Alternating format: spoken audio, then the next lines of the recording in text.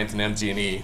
They are the ones we really want to compare ourselves against and make sure we're offering an attractive, low-cost product and a very reliable product. And so what we did here, actually it's Alder Polinsky called me because there was some discussion with her competition and candidate competition about looking at the sale of the utility and what that would mean to the city and stuff. So Alder Polinsky came in here, and we looked at some Department of Energy data. They take a survey of all utilities in America. They do it on an annual basis. So right now we have 2010 data, and if you look, there's on this top line here, you have publicly owned, investor-owned, and cooperative-owned utilities. We are a publicly owned utility, and what the study does, it determines the amount of kilowatt hours, which is your energy usage, that's used on an annual basis in the different categories being residential, commercial, and industrial. We are very heavily residential here, so that's kind of one of the main areas we want to stay ahead of our competition.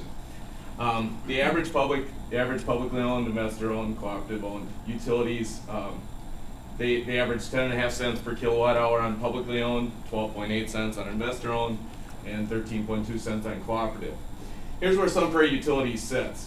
We are at the end of 2010 survey, we are at 10.2 cents per kilowatt hour. On commercial side, we're at 9.1 cents. On industrial side, we are 7 cents.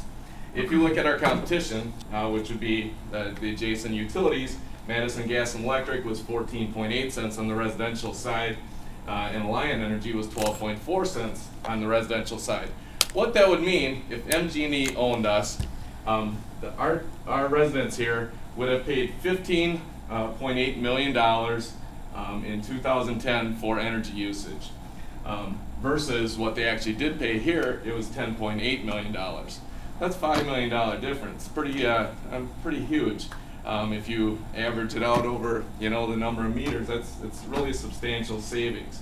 So that's the one thing we like to to boast about. We always say we're the low-cost option stuff. We provide low-cost power, but this really is a good example of that. And we will continue to do this on an annual basis. Make sure to look at this and make sure we do stay ahead of our competition, especially with the rising energy costs. All of you have probably seen your costs go up a little bit, and so that's very important to us.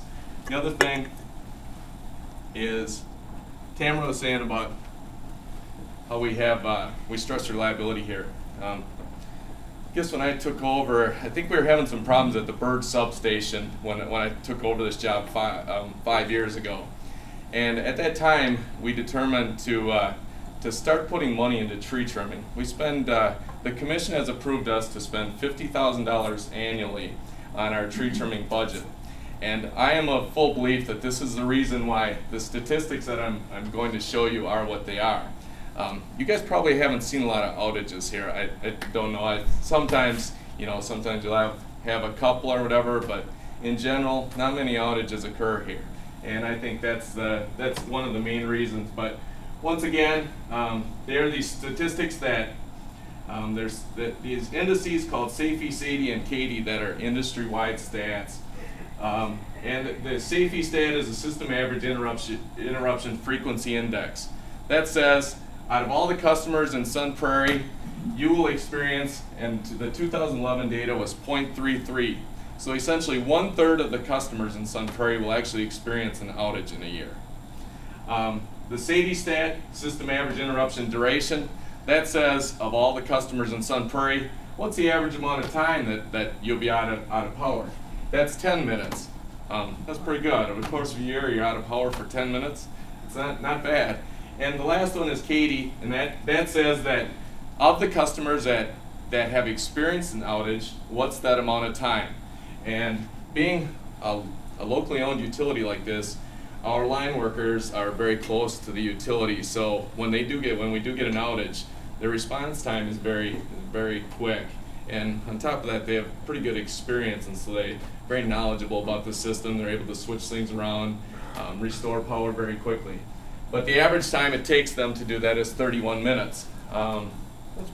that's pretty quick too, considering that chances are they're at home when they get the call. They get in here, takes them maybe 10-15 minutes, they get the power restored in another 15 minutes. That's not always the case. Underground outages typically take longer than overhead outages. But anyway, these stats here, 2011, 2010, you can see they were a little bit higher than that.